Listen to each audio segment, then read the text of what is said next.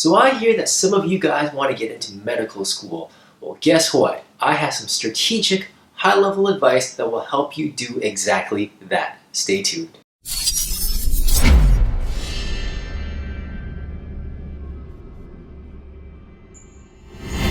Hey guys, it's Brian back at you with another video where my goal is to mentor you to a rewarding career and to help you create a life you're proud of. And in that endeavor, today I answer an email from a viewer who is wondering how she can get into medical school. Now, this particular viewer is in the 8th grade. But the advice today I want to share with you is going to be on a higher level, more strategic, and I think will be very helpful for those of you who are older, either finishing up high school or you are already in college and you are considering medical school. So I got my iPad. Here's email and it goes something like this. Hello, my name is Crystal. I watched several of your videos and I hope that you can give me some advice for my high school courses. I'm an 8th grader that hopes to become a doctor, so I want to begin now with choosing my high school classes.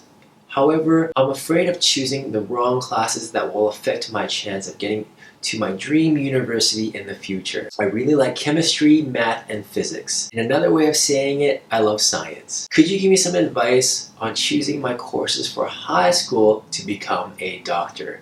Thank you so much. Really great question, Crystal, and I'm going to answer that specifically, but before I do, I really want to give a higher level strategic response that I think will be very beneficial to you and also to the other viewers that are watching who might not be in the 8th grade. They might be finishing up high school or they might already be in college and are thinking about getting into medical school. First things first, for those of you who are thinking about becoming a doctor because of the money or the prestige or maybe the title, I will tell you right now that those things are not enough for you to go through medical school and go through the entire process of becoming a doctor. It's absolutely not worth it. There are easier, less torturous ways of making good money and having a great lifestyle. So let this be a message to you guys that if you want to become a doctor, you have to really, really want it. You can't do it because your parents told you to do so or that maybe you just thought that's the easiest way for you to be rich and have a secure job. So you have to be honest with yourself and ask yourself,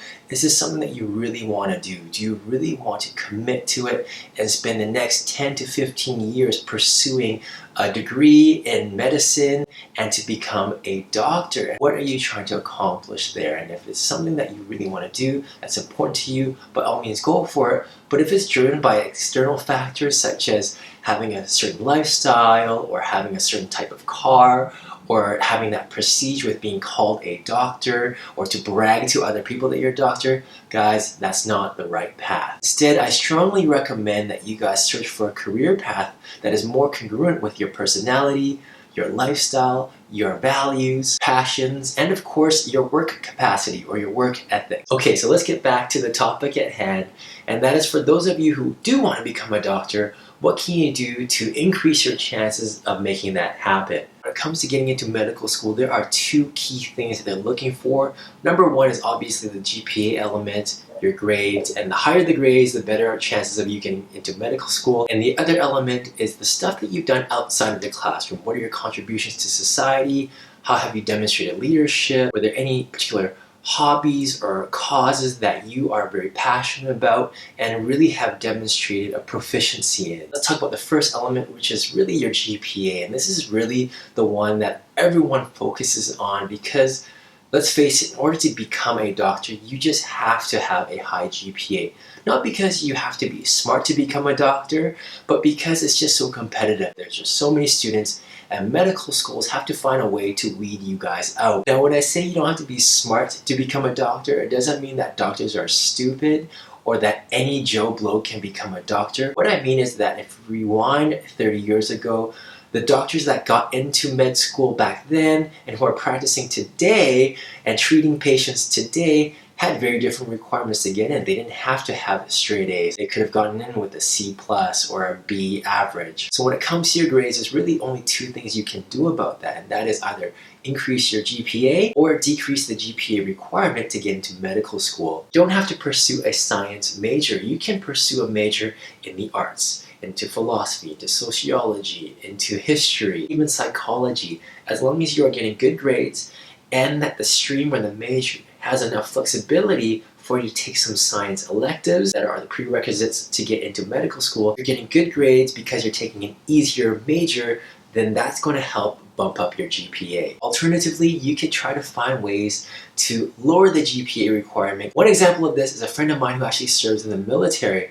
And because he served in the military, for him to get into medical school, I believe the GPA requirement was down to like a C plus or C average versus the conventional 4.0. So what that means for you is that you have to read the fine print and try to find unconventional methods, demographics, or any unfair advantages that you might have that can help you skirt around the conventional method of getting in. Moving beyond your grades and your GPA, the other element that medical school is going to look at are all your accomplishments outside of the classroom. Now, Crystal, because you're in the 8th grade, time is on your side. This is the best time for you to explore things that you are passionate about. Maybe there's a particular hobby or a cause that you really want to focus in on, and this is the best time to really excel at it. You really want to become an expert, a thought leader. You really want to contribute to your society with that vehicle. Crystal, because you're in the 8th grade, you have plenty of time on your side. This is the best opportunity for you to start exploring to see what hobbies,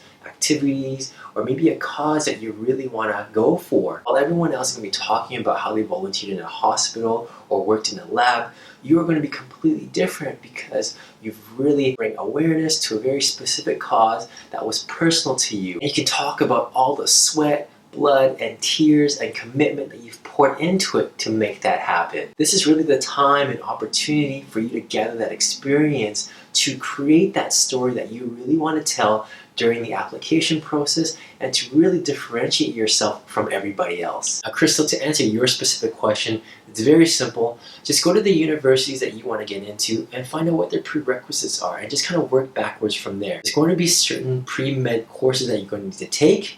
And in order to get those prereqs, you need to take certain college courses. And in order to get into those college courses, you're going to need certain high school courses. You do that and you're golden. That said, chances are, since you're only in the 8th grade, every course that you take right now will help you get into the university of your choice. Just do an excellent job at getting good grades. There you go, guys. I hope you enjoyed today's video. If you did, please hit that like button. And if you really did, please hit that share button.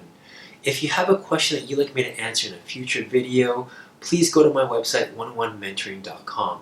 Remember, my goal is to mentor you to a rewarding career and to help you create a life you're proud of. So please don't hesitate to send me your career questions, life questions, or personal development questions, and I'll be glad to help. Guys, thank you so much for watching, and I'll see you next time. Cheers.